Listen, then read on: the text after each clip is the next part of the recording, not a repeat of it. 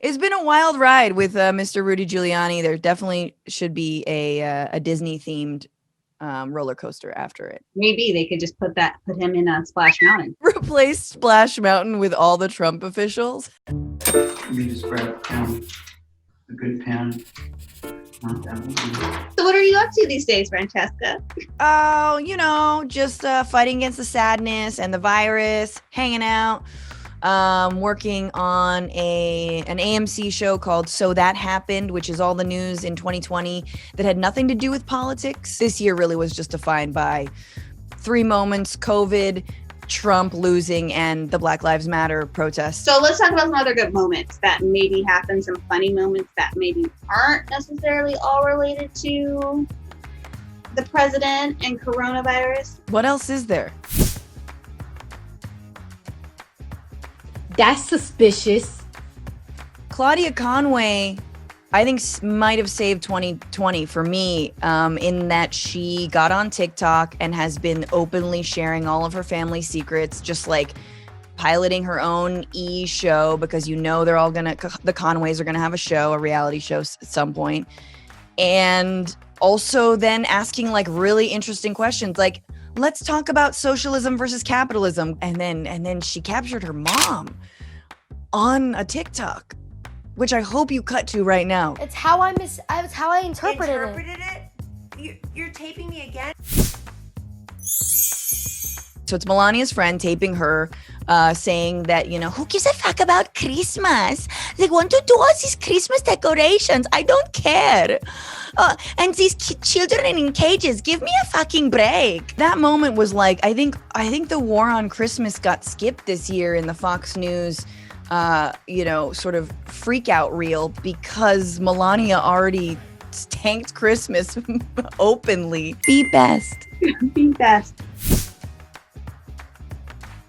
And which moment was the most bizarre? Was it the chopper to Walter Reed? Was it him then leaving Walter Reed and walking up the steps of the back of the White House, which, by the way, he's never done before? Like, why would Trump walk upstairs? So he was out of breath, and everyone was like, he looks out of breath. And it's like, yeah, because the guy eats Big Macs every single day and never walks upstairs. Why would he do it then?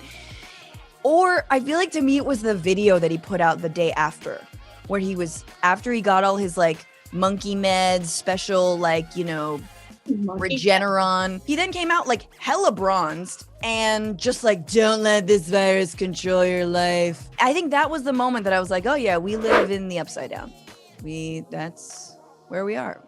We're with Barb floating. I thought the president talking about disinfectant and just the slow pan onto Deborah Burks was pretty amazing news content. Okay, so if you 5 years from now, when you talk to your kids and they're like, so what is 4 seasons total landscaping? How will you explain this to them? I don't know how we'll explain any of this in the future to our children, but I do think it should be with pop-up books.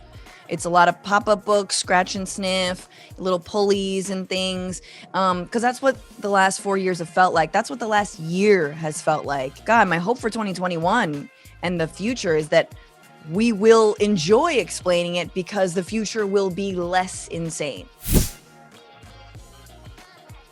Remember Kimberly Guilfoyle yelling at the RNC convention? God. Oh, also, remember how the McCloskeys spoke at the RNC?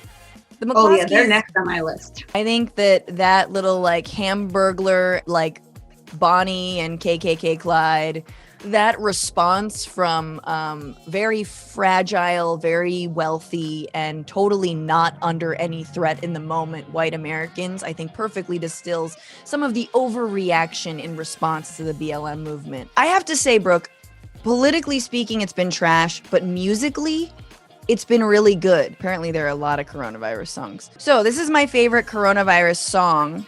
This is Bobby Wine, and he's from Uganda.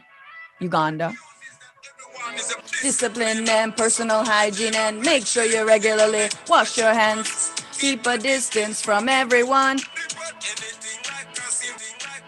Hey!